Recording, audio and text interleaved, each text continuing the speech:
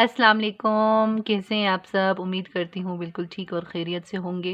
आज बहुत दिनों बाद एक नई टॉपिक नए चैप्टर के साथ आप सबकी खिदमत में हाज़िर हुई हूँ और उम्मीद करती हूँ कि आप सब जो है वो अपनी पढ़ाई को बहुत ज़ोर-शोर से कंटिन्यू किए हुए हैं क्योंकि पेपर भी नज़दीक हैं और होप्स हो कि आप सबका पेपर भी बहुत अच्छा बहुत ज़बरदस्त होगा।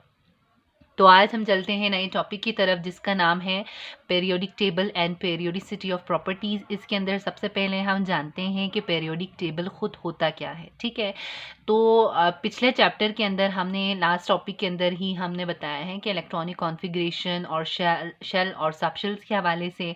तो आज हम आपको बताएंगे कि उन एलिमेंट्स को कहाँ पे रखा गया, किस बेस पर उसको अरेंज किया गया। ठीक है, तो सबसे पहले आपको बताएं कि पीरियोडिक टेबल एक ऐसी टेबल है जिसके अंदर एलिमेंट्स की अरेंजमेंट की गई थी। ठीक है, एलिमेंट्स की अरेंजमेंट किस बेस पर की गई कि इंक्रीजिंग एटॉमिक नंबर के बेस पर एलिमेंट्स की अरेंजमेंट की गई। ठीक है ना, यानी सबसे कम एटॉमिक नंबर वाले को सबसे पहला रखा गया और सबसे ज़्यादा वाले एटॉमिक नंबर को सबसे लास्ट में रखा गया, यानी इंक्रीजिंग द एटॉमिक नंबर के बेस पर पीरियोडिक टेबल के अंदर एलिमेंट्स की अरेंजमेंट की गई। ठीक है, तो सबसे पहले आपको पीरियोडिक टेबल की जो है डेफिनेशन के हवाले से बताते हैं कि पीरियोडिक टेबल का डेफिनेशन क्या है। ठीक है, तो the systematic arrangement of elements या the systematic arrangement of atoms. ठीक है, क्या कहा? The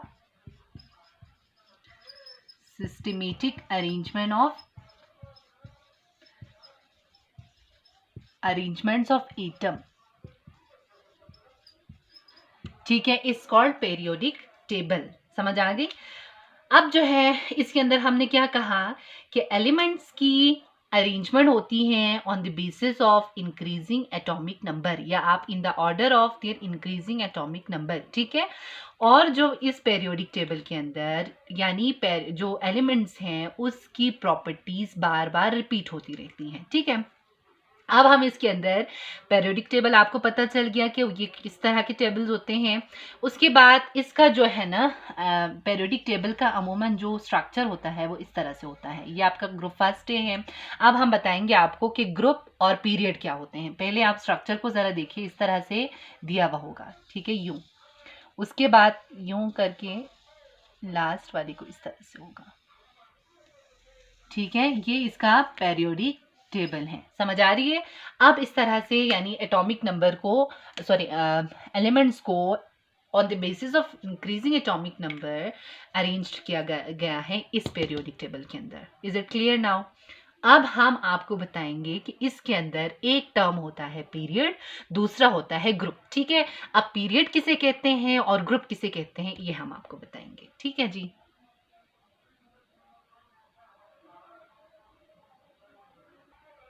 okay. अब हम आपको बताएंगे कि पीरियड क्या होते हैं और ग्रुप क्या होते हैं। ठीक है, तो पीरियड आपके पास होते हैं horizontal rose of the periodic table. Horizontal किसे कहते हैं? मैथ्स में ज्यादातर ये टर्म इस्तेमाल होता है ना, हॉरिजेंटल एंड वर्टिकल। तो आपके पास हॉरिजेंटल होते हैं लेफ्ट टू राइट, जब लेफ्ट टू राइट मूवमेंट होती है उसको हम हॉरिजेंटल कहते हैं। लेकिन ग्रुप आपके पास क्या होते हैं? पीरियोडिक टेबल अभी जो मैंने ड्रॉ करके दिखाया उसके अंदर जब टॉप टू बॉटम, ठीक है, या आप कह लो कि वर्टिकली एटम्स की अरेंजमेंट होती हैं तो उसको ग्रुप कहते हैं, जबकि लेफ्ट और राइट जब एटम्स की अरेंजमेंट करते हैं तो उसको पीरियड कहते हैं। समझ आ गई? यानी the horizontal rose of the periodic table. ठीक है, आप कह सकते हैं कि सबसे पहला टर्म क्या है? The horizontal rose of the periodic table. ठीक है, horizontal rose of the periodic table of the periodic table is called period। ठीक है, जबकि आपके पास द वर्टिकल कॉलम,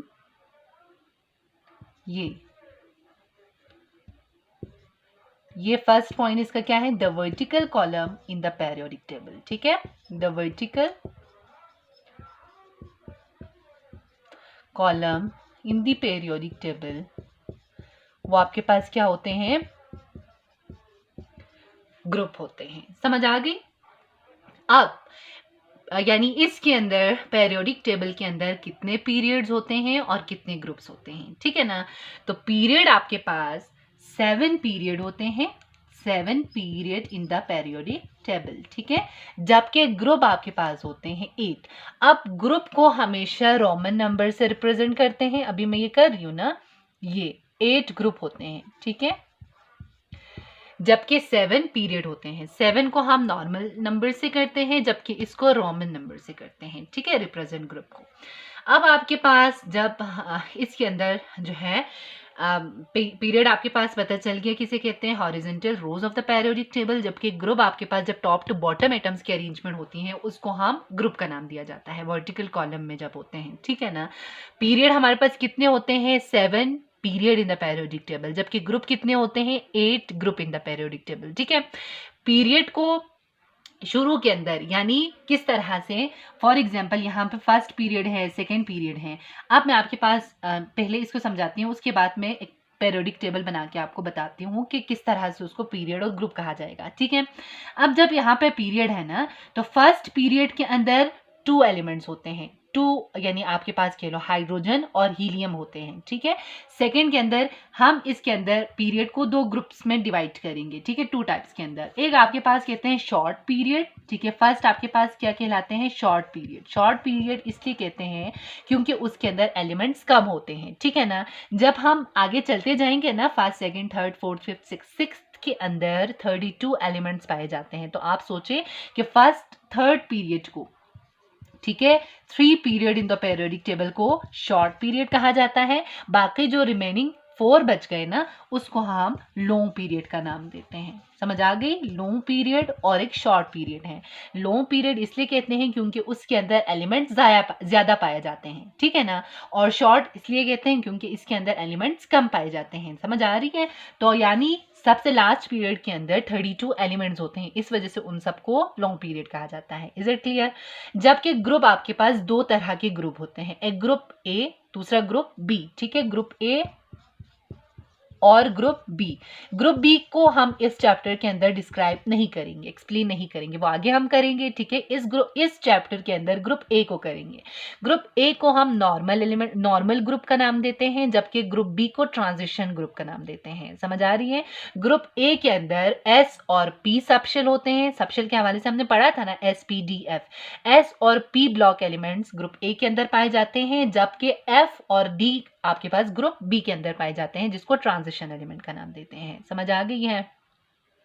अब इसके अंदर एक बात ये बताती चलूं कि पीरियड के अंदर, यानी फॉर एग्जांपल मैं यहां से लेफ्ट टू राइट एक पीरियड में मूव करूंगी ना, जब मैं एक पीरियड के अंदर मूवमेंट करूंगी तो for example group period number 1 है, ठीक है। पीरियड नंबर 1 और पीरियड नंबर 2 यानी जो भी हो, पीरियड नंबर 1 है, उसके अंदर एलिमेंट जब हम लेफ्ट टू राइट मूवमेंट करते हैं, ठीक है ना, तो उनकी प्रॉपर्टीज चेंज हो जाती हैं। समझ आ रही है। पीरियड के अंदर जब हम लेफ्ट टू राइट मूवमेंट करते हैं तो एलिमेंट्स की प्रॉपर्टीज डिफरेंट हो जाती हैं, चेंज हो जाती हैं।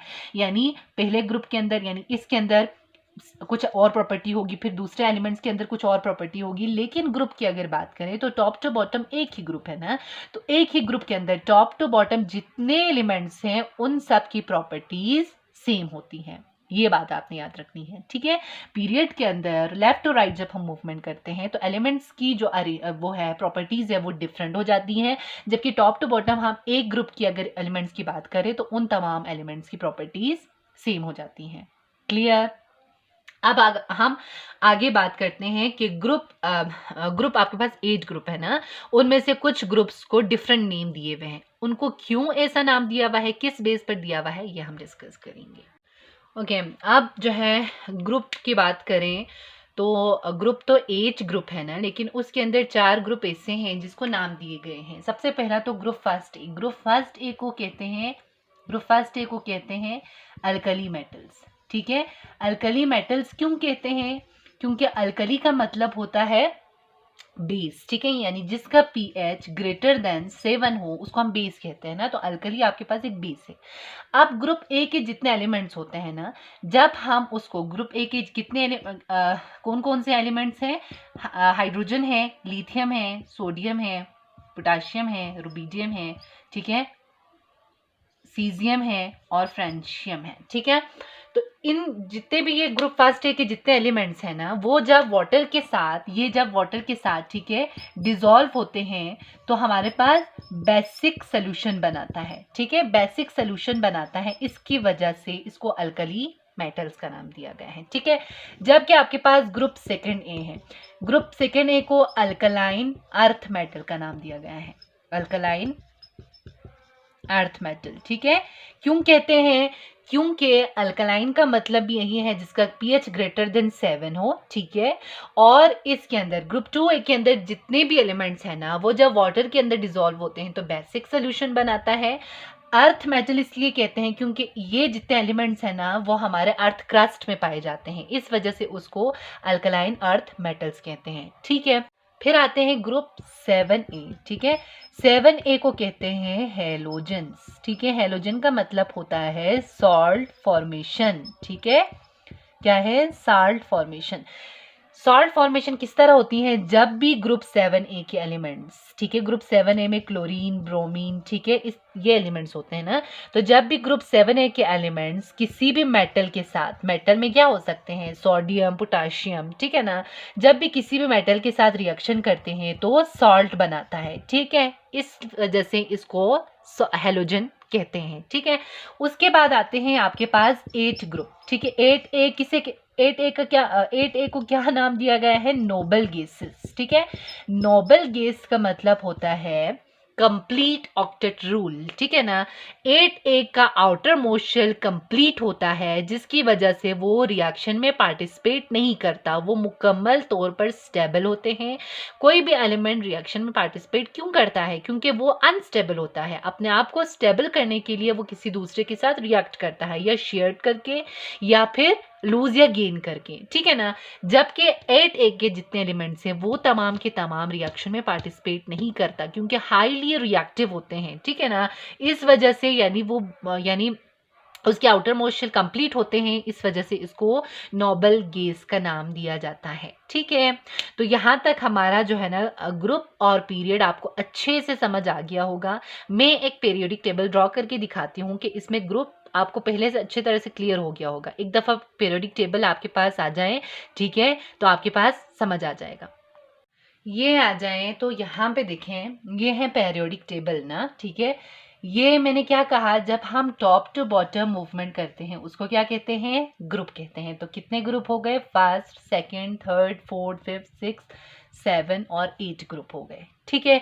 और मैंने कहा था इसको ए कहते हैं। अब जितने ये यहाँ पे बचे हुए हैं ना, और यहाँ पे 2 ग्रुप आते हैं, ठीक है, ये 2 ग्रुप आते हैं। ये बीच वाला और ये ट्रांजिशन ग्रुप होते हैं। इसको हम इस चैप्टर के अंदर डिस्क्राइब नहीं करेंगे, ठीक है।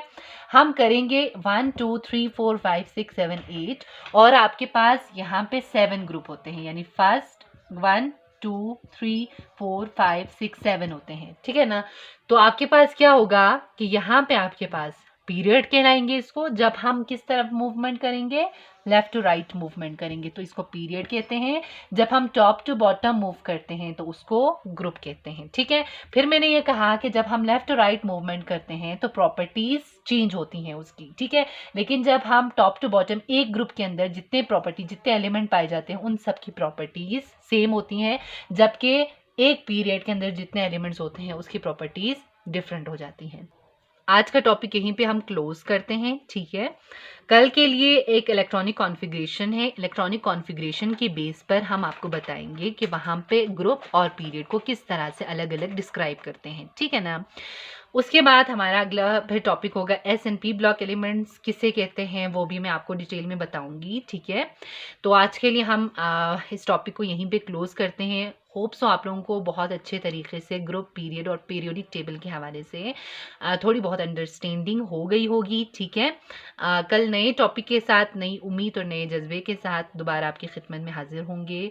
अपनी दुआओं में याद रखिएगा और अपना बहुत ज़्यादा ख्याल रखिएगा। अल्लाह हाफिज़।